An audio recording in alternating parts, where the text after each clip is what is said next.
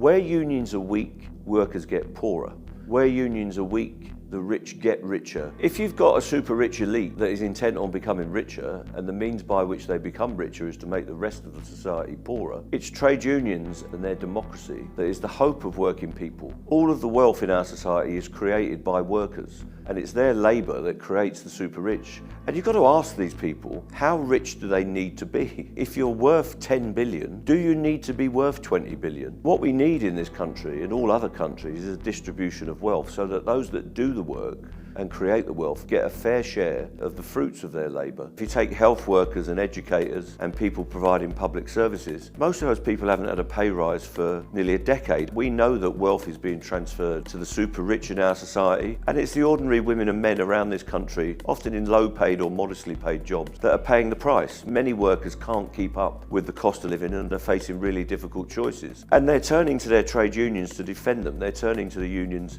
in order to get a square deal off corporate Britain. And because they've lost the argument, the Tories are now seeking to change the law, and they do that a lot. Whenever they lose an argument, they seek to get a bogeyman, which is the trade unions, and now they're seeking to repress the right to strike, and nobody voted for this government. The government is proposing a whole set of anti-union laws, which originated with Kwasi Kwarteng when he was around for a couple of weeks, and are now being taken up again by the government. And what that actually means, when you strip it down, is that workers will be conscripted, forced to go to work against their will. Now that is something that is really, really a bad development. It's an oppression of your right to withdraw your labour, which is in international law a right that every worker in the world should have. So it is a real form of suppression of human rights and a really dangerous and dark development, the sort of thing that we had from oppressive regimes in the Eastern Bloc, and before that in fascist Europe and other totalitarian regimes in the past, where workers are not allowed to express their rights, and indeed they're not allowed to campaign against poverty,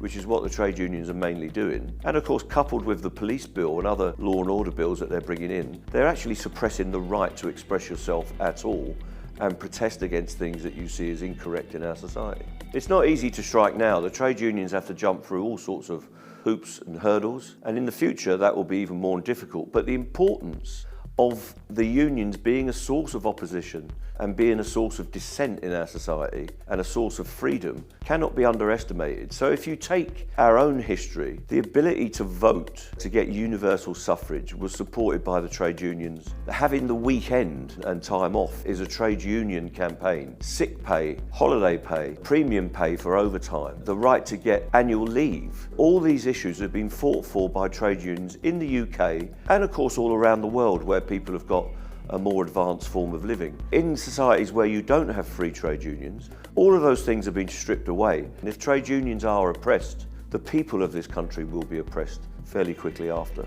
The government is going after the unions because we've got a kind of consensus politics in this country at the minute where the official opposition, Labour and Liberal Democrats and others, don't really seem to be asserting themselves as a real opposition. And the trade unions are putting up an opposition, and the main issue at the minute in the UK is the cost of living crisis. And of course the job of the trade unions is to negotiate good terms and conditions, good pensions, good sick pay, good holiday pay, and fundamentally good wages so that people can afford to pay their mortgages, their rents, their food bills, their clothing bills, and of course their energy bills, which is a fundamental at the moment. So the government quite rightly sees the trade unions as an opposition, a focal point for dissent. And instead of dealing with that, taking it head on and maybe winning an argument against us, which, you know, they're entitled to put up their argument in a free society, or even better, making deals with us so that we get compromises and we can settle some of these disputes, they're trying to make us illegal. And that's exactly what repressive regimes do all around the world.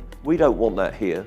We want a free society where trade unions can operate in a democratic way. There are a lot of strikes happening at the moment, and what I think is coming home to roost is 12 years of austerity, starting with the Osborne and Cameron government, going through May and Johnson, now Sunak, and we had that little bit of Truss. It's been the same prescription for working class people. Wages have been suppressed compared to inflation. Inflation is now at record levels and people are really feeling the pinch. So that's coming to a boiling point. So in some ways the responses of the trade unions are coincidental because everybody's feeling that pinch caused by inflation. But also trade unionists are taking inspiration from each other. And I hope we can coordinate that for the good of all working people so that we can get some deals that fit the needs of the day for everyone that's working in our economy. So we're right to leverage, we're right to say to the government, you've got to properly fund public services in our hospitals, in our schools and so on, but also you've got to pay people properly. We're seeing teachers, nurses and other healthcare workers and professionals are leaving those sectors in droves to go and work in environments that are easier, less stressful and better rewarded. So if we want to have a health service, if we want to educate our kids, if we want to look after our elders and everybody else in society, we've got to fund our services appropriately and make sure that the people that are looking after us are well looked after in terms of their pay packet as well. In this world which seems to be running away from us, there's a lot of social media activity, there's a lot of online activity, but those things don't change the world on their own. We need people in their trade unions, we need people in community campaigns. It could be about your local nursery or your old people's home. It could be about something bigger, like the future of the NHS or your education service, or it could be about something global, such as the future of our environment. Trade unionists have got to make sure that we're involved in all of those campaigns, and that means in every part of the UK, in every village, every county, every town, every city, but also in every sector which we deal with. The trade unionists have got to be there, pushing the professional politicians, pushing the people that have got their hands on the levers of power to act in a way that is fair for everyone.